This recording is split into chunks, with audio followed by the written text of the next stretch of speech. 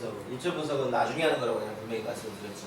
저런 것들이 다 되고 나서 마지막에 이제 입지가 좋은 걸로 결정을 하게 되는데, 그 입지에는 경제적 관점에서 분석할 입지 성격이 있어요. 경제적 관점.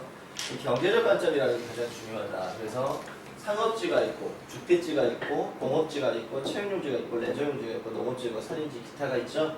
그래서 법적 용도에서 무관하게 주변의 토지용 실제상을 고려한 분석이다. 무슨 말이냐면, 제가 실제로 법적으로는 상업지역이 가장 좋죠. 그죠? 상업지역은 상업지역에 관련된 건물을 지을 수 있으니까 좋고, 용적률 건폐율도 높고, 그러니까 상업지역이 가장 좋단 말이에요. 그 다음에 이제 그 상업지역이 아니면 주택지역이 그 다음에 좋은 땅이죠. 주택지들, 아파트를 지을 수 있는 땅, 단독주택을 지을 수 있는 땅, 이런 땅들. 그 다음에 공장을 지을 수 있는 땅, 그쵸? 공업지. 공업지도 여러 가지 네 가지로 나누는데, 전용이냐, 뭐 일반이냐, 중공업이냐, 공업지인데, 이것들은 건물을 따오는 땅들은 법적 규제가 들어간다고 했잖아요. 그래서 이런 것들은 전부 다 어떻게 보면 인간의 이용 활동을 만들어낼 수 있는 땅들이잖아요. 그래서 용도가 그래서 상업지역, 채용용지, 레저용지, 그 다음에 비도시적인 농업지, 임야 이런 것들은 이제 비도시적인 땅들이죠. 그죠? 그러면 적어도 우리는 요 정도 요 위쪽에 있는 땅들을 우리가 선택을 해야 되겠죠. 그쵸? 그러면 그 중에서 이 두 개가 1번, 2번이 가장 많죠. 가장 우리가 투자 대상이 되는 거고. 근데 우리가 토지 이용 계획이나 이런 것들을 떼고 어떻게 되냐면 법적, 경제적이고 법적 용도는 상업적으로 돼 있단 말이에요.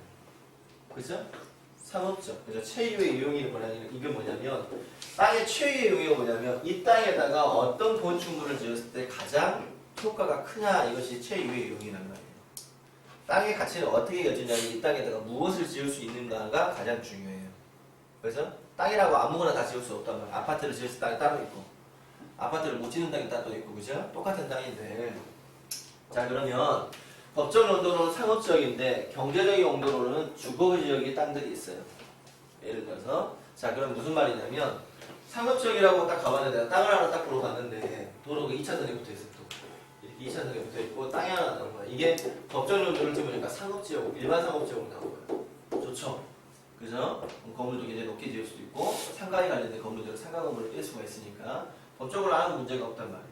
근데 중요한 건 이제 인장 활동을 가고 현장 납사를 갔는데 이 도로에 가보니까 조사를 해보니까 도로에 차라는 것이 별로 안 다녀요.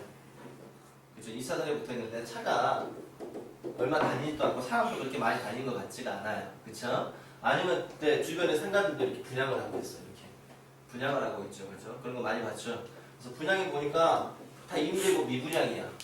가보니까 이유를 따져보니까 도로가 보고 상업적인데 왜 미분양이니까 이 도로에 차도 없고 사람도 별로 없는 거예요. 그러면 이 상업, 법적 용도로 이 땅은 뭐예요? 상업지역의 땅이지만은 결국 용도는 상업지역의 역할을 못하죠. 그쵸?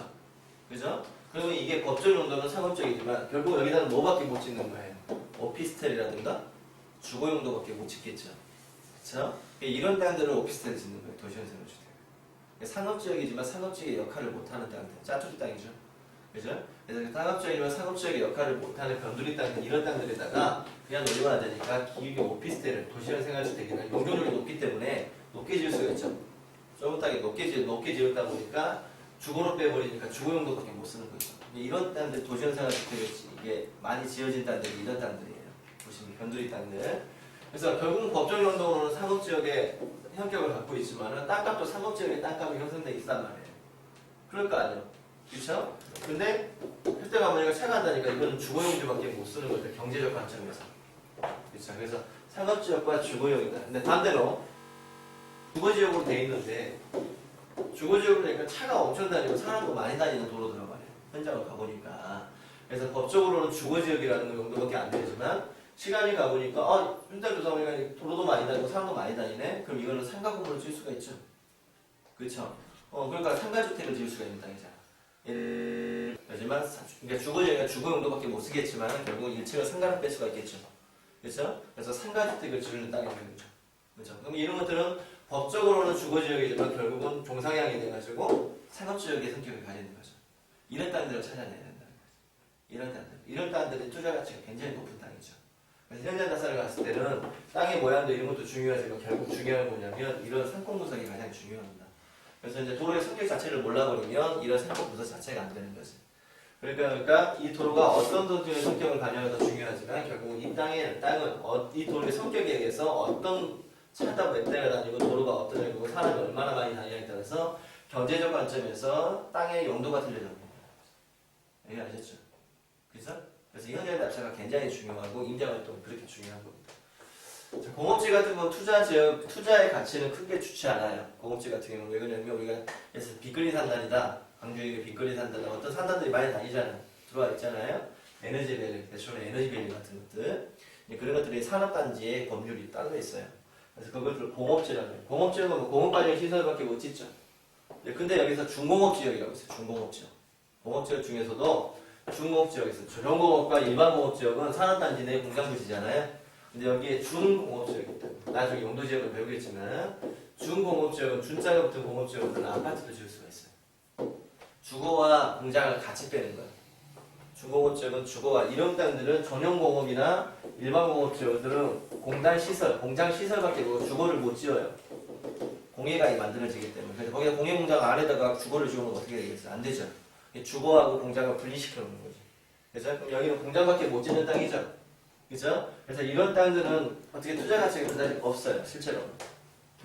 근데 중공업지역은 어떻게 되냐면, 준자가 붙어버려서 어떻게 되냐면, 공장도 지을 수 있고, 주거도 지을 수 있고, 상가도 지을 수 있고, 공장이나 주거나 상가를 같이 버무려서 지을 수 있는 공단들이 용장용지란 말이에요, 이게.